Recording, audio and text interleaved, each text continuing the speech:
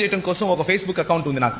ఆ ఫేస్బుక్ అకౌంట్లో ఒక ఆయన ఏదో ఒక వీడియో పెట్టాడు. ఆ వీడియోని చూశాను. ఆ వీడియో ఇలా ఉంది. ఏంటంటే ఒక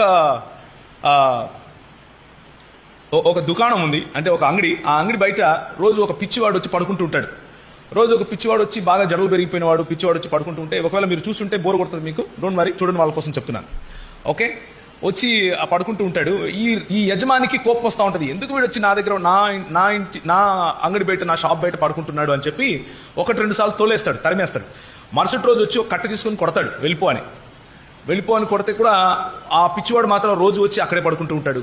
ఒకరోజు ఏం జరుగుతుంది అంటే, ఒకరోజు ఆ కట్టెతో కొట్టిన రాత్రి తిరిగి మరి ఆ మరుసటి రోజు యజమానుడు వస్తాడు. యజమానుడు వచ్చినప్పుడు ఆ షాప్ ముందు అంతా గలీజ్గా ఉంటుంది, అంత బాగా దుర్వాసన వస్తూ ఉంటుంది, కంపు కొడతా ఉంటుంది.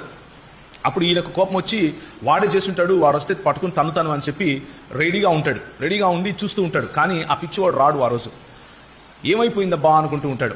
పక్కన ఉన్నటువంటి షాప్ వాళ్ళు కూడా ఈయన ప్రతిసారి వాళ్ళు ఆయన తరమటము, ఆయన తిట్టటము, ఆయన కొట్టడం చూసి వాళ్ళు బాధపడేవాళ్ళు. ఎందుకయ్యా వాళ్ళని కొడతావు, పాపం పిచ్చోడు కదా, వదిలేకపోయావా, రాత్రే కదా పడుకున్నాడు, ఉదయం వచ్చి షాప్ తెరిచినప్పుడు ఉంటాడు, అంతే కదా, ఎందుకు కొడుతున్నావు అని అనుకునేవాడు. సో ఈ పిచ్చివాడు లేకపోయే వరకు ఈయనకు కొంచెం బాధ అవుతుంది. ఒక రోజు గడిచిపోతుంది. రెండో రోజు మరి సరే ఏం జరిగింది అసలు అని చెప్పి ఆ షాపుకు బయట ఒక కెమెరా పెట్టుంటాడు ఈ వ్యక్తి. ఒక చిన్న కెమెరా, సీసీ కెమెరా అనమాట. ఎవరు వస్తున్నారు ఎవరు వెళ్తున్నారు చూడటం కోసం.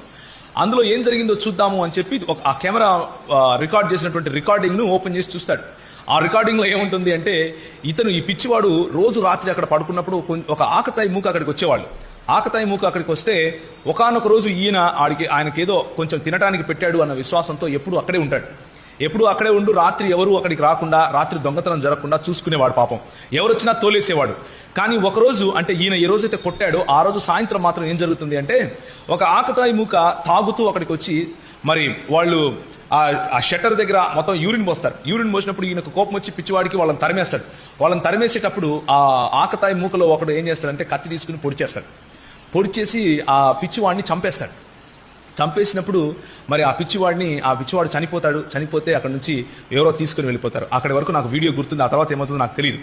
సో ఈ విషయం నేను చూసినప్పుడు నాకేమనిపించింది అంటే, ప్రజలు ఏం గమనిస్తారు, ప్రజలకు ఏం కావాలి, ప్రజలకు ఏది కావాలి, ఏది అందిన తరువాత అది కావాలి అని అనుకుంటారు.